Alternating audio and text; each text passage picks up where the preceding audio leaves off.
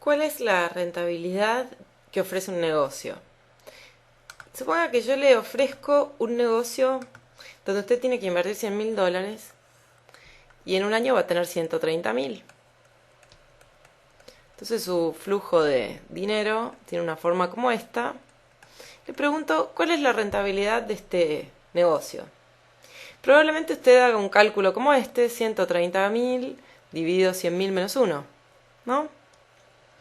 Si hizo esto, me va a contestar que la rentabilidad es un 30% por esta inversión.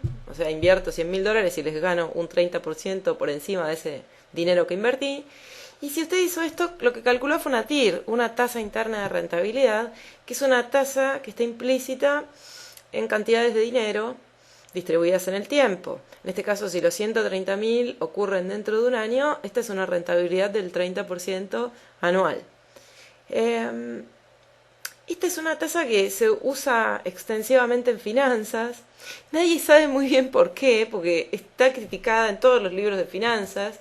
Se ha escrito mucho sobre la TIR. Les propongo, por ejemplo, un artículo de McKinsey que me parece bastante bueno, y donde la consultora se pregunta por qué, a pesar de las deficiencias que están marcadas en todos los textos de finanzas sobre esta TIR, ¿por qué todavía está presente en la mayoría de los proyectos de inversión, en la mayoría de los planes de negocios?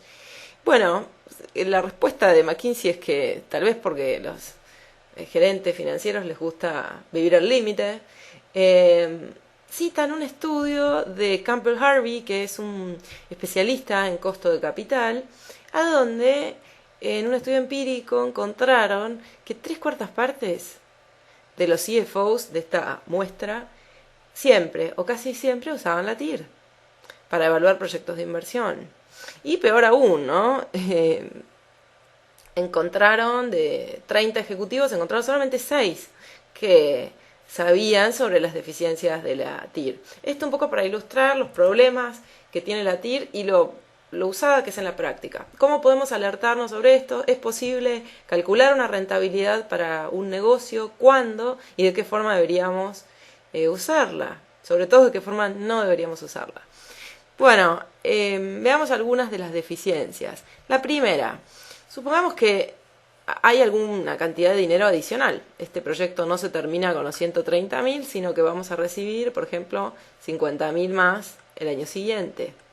Bueno, en este caso usted ya está en un problema con su cálculo que simplemente significaba dividir un número por otro, porque aquí no puede dividir 50.000 dividido 100.000 o sumar 50 más 130, que están en distintos momentos del tiempo, son como peras y manzanas. Aquí hay que usar la fórmula del valor presente neto. Técnicamente la TIR es aquella tasa que hace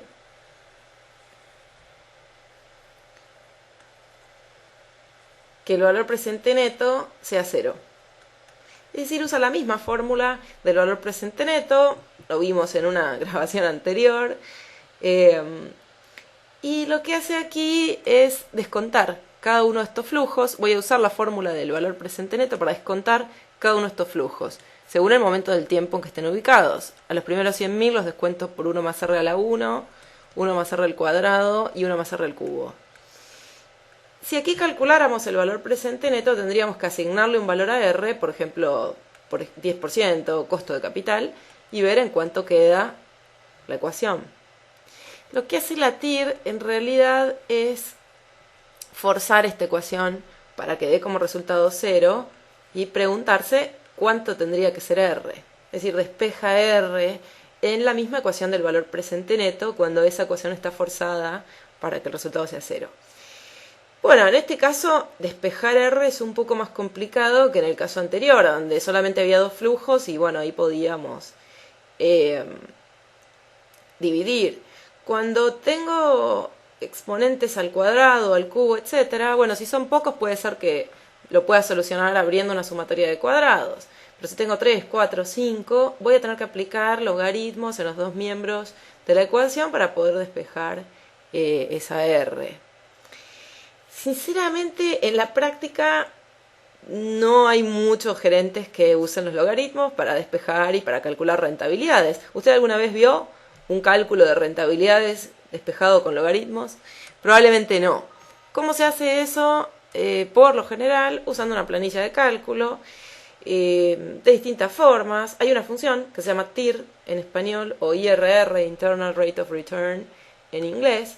Esa función se puede usar. Básicamente lo que hacemos es sensibilizar la tasa de descuento. Es decir, para estos flujos, por ejemplo, considere este nuevo negocio donde invertimos 100 y después tenemos distintos ingresos. Y pruebo a ver a qué tasa el valor presente neto me queda 0. Por ejemplo, aquí podría usar la función del valor presente neto, descontando un 8% estos flujos. El valor presente neto es positivo. Eso indica que es un buen negocio, ¿no? Si la tasa fuera 8%, esto sería un buen negocio. Pero después puedo ir cambiando esa tasa. Por ejemplo, descontemos al 16%.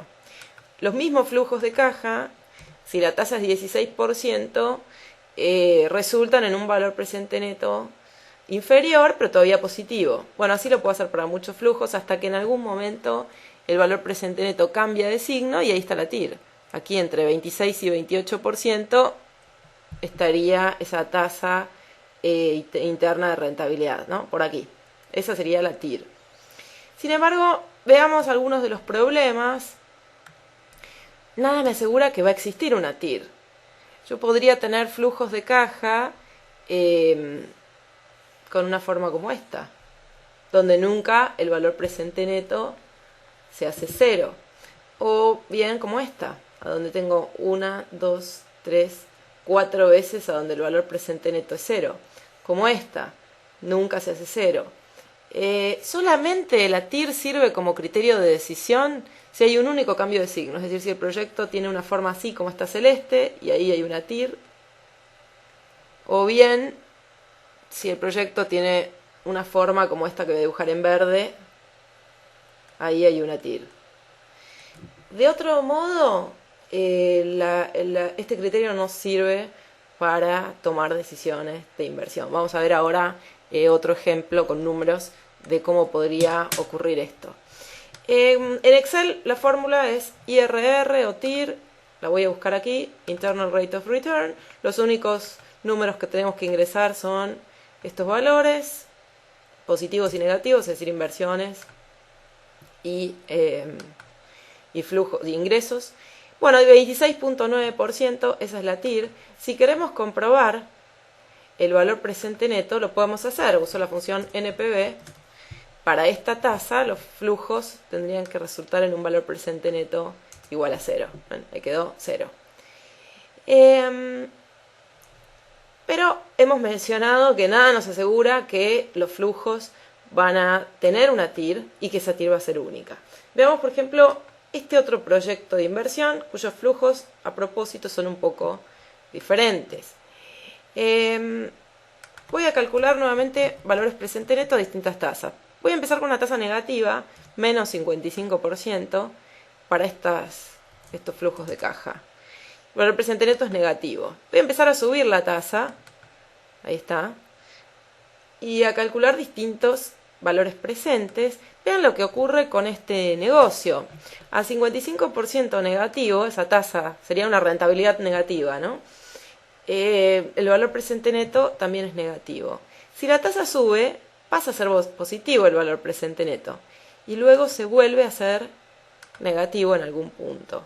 Es decir que para los flujos de este proyecto, acá hay una TIR. Vamos a pintarla en otro color. Acá hay una TIR. Y aquí hay otra.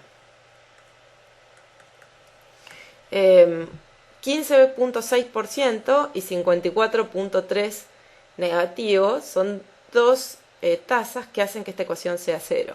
Entonces ahora tenemos un problema porque ¿cuál es la rentabilidad de este proyecto? ¿Es un 15% o es menos 54% la rentabilidad de este negocio? Ese problema no lo solucionamos calculando el valor presente neto, pues yo compruebo con el valor presente neto, descuento estos flujos al 15% y va a dar 0. Luego descuento también al 54% y si esa es una TIR, esto también va a dar 0. Entonces ahí no tengo una respuesta. Podría, por ejemplo, usar la función IRR TIR de Excel y calcular para estos flujos y me va a dar un único resultado, no me alerta Excel sobre estos problemas. Más aún, si buscan la función, es peor, porque me pide los valores, que como ustedes saben en Excel lo que está en negrita solamente es lo que es obligatorio completar, y después me pide que adivine. Una planilla de cálculo fantástico. Me pide, bueno, adivine. ¿Por qué me pide Excel que adivine cuando estoy haciendo un cálculo?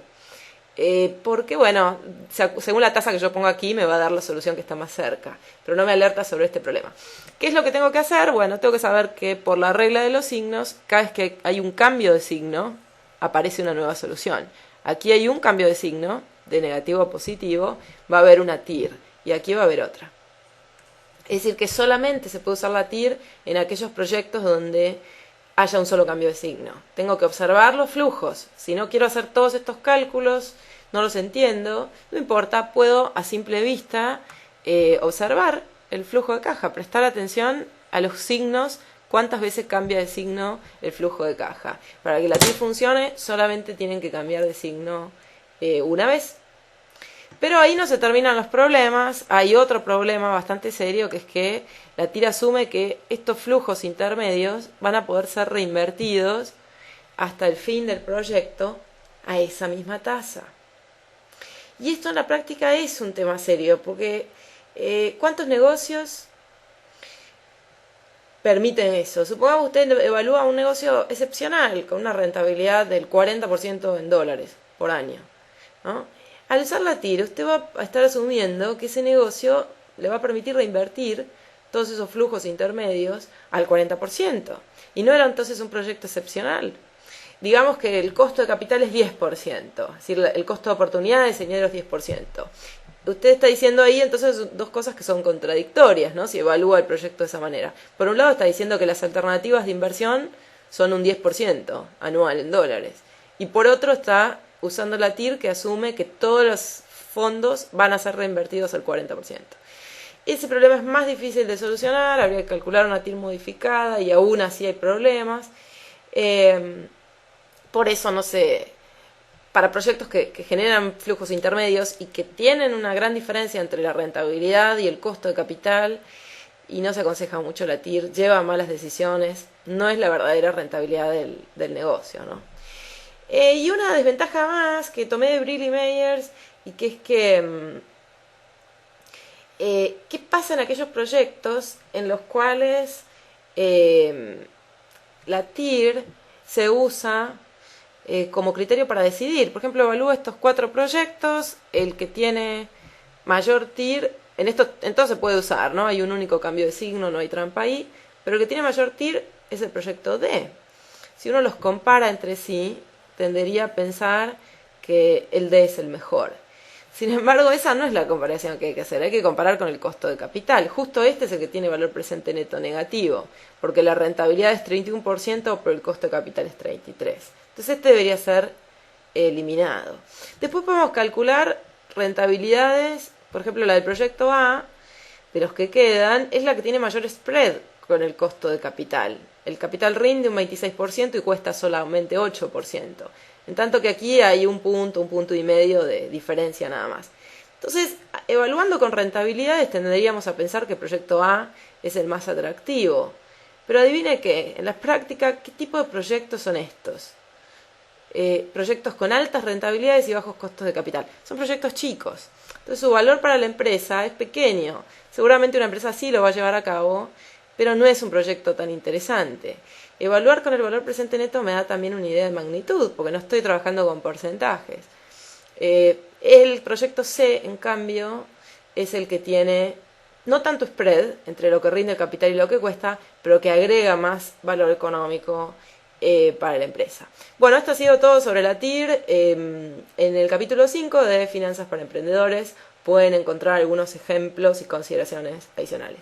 Muchas gracias.